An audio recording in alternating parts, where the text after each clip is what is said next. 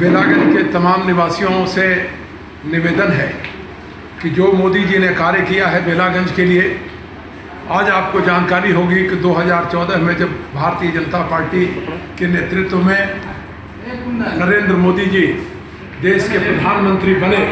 तो बेलागंज में 2 national highway और 4 लेन सड़क का निर्माण शुरू हुआ है। एक डोभी गया जहानाबाद पटना और दूसरा अहमद से लेकर के दरभंगा जयनगर जिसका नेपाल तक अप्रोच होगा। ये हम बेलावासियों के लिए विकास की एक भूमिका निभाई है हमारे प्रधानमंत्री जी ने। हम उनको धन्यवाद देते हैं कि उन्होंने बिहार के पूर्व मुख्यमंत्री जीतन राम मांझी को अपना प्रतिनिधि बना करके बेलागंज में चुनाव लड़ने के लिए गया से प्रत्याशी बनाया है। आपको जान करके खुशी होगी कि जीतन राम मांझी जी नामांकन करने के पूर्व भगवान श्री राम प्रभु के चरण में गए और उन्होंने उनका आशीर्वाद प्राप्त किया। उन्होंने नरेंद्र मोदी के नेतृत्व में भगवान राम के शरण में जाकर के, भगवान विष्णु के चरण में जाकर के भारत में एक हिंदू राष्ट्र के लिए एक जो हम लोगों ने अभियान चलाया है, भारत को गौरवान्वित करने के लिए हम लोगों ने चलाया है, उसका नेतृत्व जीतन राम मांझी जी करेंगे। जीतन राम मांझी जी जब बिहार के मुख्यमंत्री थे, उन्होंने विकास के लिए, आपको मालूम है कि बेला परानी सड़क किस तरह से खराब थी, किस तरह से लोग वहाँ आने जाने में कठिनाई होती थी, पुल नहीं था केनी के पास, बनारी के पास, तो उन्होंने श्रीपुर में पुल बनाने का काम किया, जिससे गया खिजरसराय जहानाबाद जाना, अतरी सारे इलाके में जाना सुलभ हो सका है।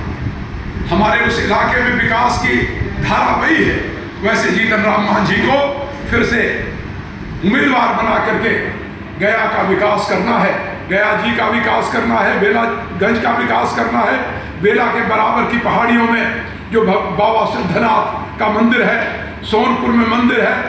मेन में जिस तरह से कोटेश्वर नाथ का विकास करना है,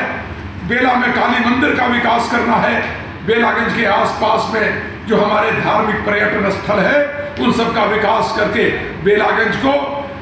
अंतर्राष्ट्रीय पटल पर हम सबको लाना है ताकि रोजगार बढ़ सके, बेलागंज में विकास होके। खेल के क्षेत्र में खेलो इंडिया के माध्यम से दूर क्षेत्र के लोग भी, अभी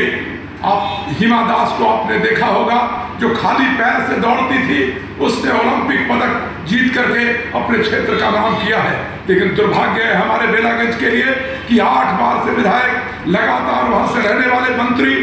सुरेंद्र प्रसाद यादव वहां का प्रतिनिधित्व करते हैं, लेकिन दुर्भाग्य है कि आज तक एक खेल का स्टेडियम बेलागंज में नहीं हुआ है। जीतन राम मांझी के नेतृत्व में खेलो इंडिया, प्रेम कुमार जी के नेतृत्व में खेलो इंडिया के लिए हम एक स्टेडियम बनाने का काम करेंगे, जिसमें बेलागंज के गरीब नौजवान, गरीब बेटियां, गरीब बहनें खेल के मैदान में, चाहे वो कबड्डी का क्षेत्र हो, चाहे क्रिकेट का क्षेत्र हो, चाहे भाला फेंक का क्षेत्र हो, चाहे जेवलिन थ्रो का क्षेत्र हो, चाहे शॉट पुट का क्षेत्र हो, चाहे कुश्ती का क्षेत्र हो, चाहे हॉकी का क्षेत्र हो, या ओलंपिक में सभी वो प्रतिस्पर्धाओं में भाग लेकर के बेलागंज का नाम रोशन करने का अवसर मिलेगा। इसलिए मेरा निवेदन है कि बेलागंज के लोग, बेलागंज के हमारे भाई, बेलागंज के हमारी बहन, बेलागंज के हमारे व्यवसायी, बेलागंज के हमारे सारे मित्र आज से तय कर लें कि कड़ाही छाप पर बटन दबा करके 19 तारीख को हम दिल्ली में कमल खिलाने का काम करेंगे। यहाँ बटन कड़ाही पर दबेगा और दिल्ली में कमल खिलेगा, बेला में कड़ाही दबेगा, बिहार में 40 की 40 सीटें आएंगी,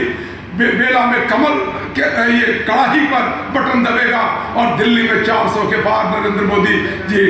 बढ़ेंगे। और इस तरह से तीसरी बार देश का प्रधानमंत्री एक गरीब का बेटा होगा, व्यवसायी का बेटा होगा।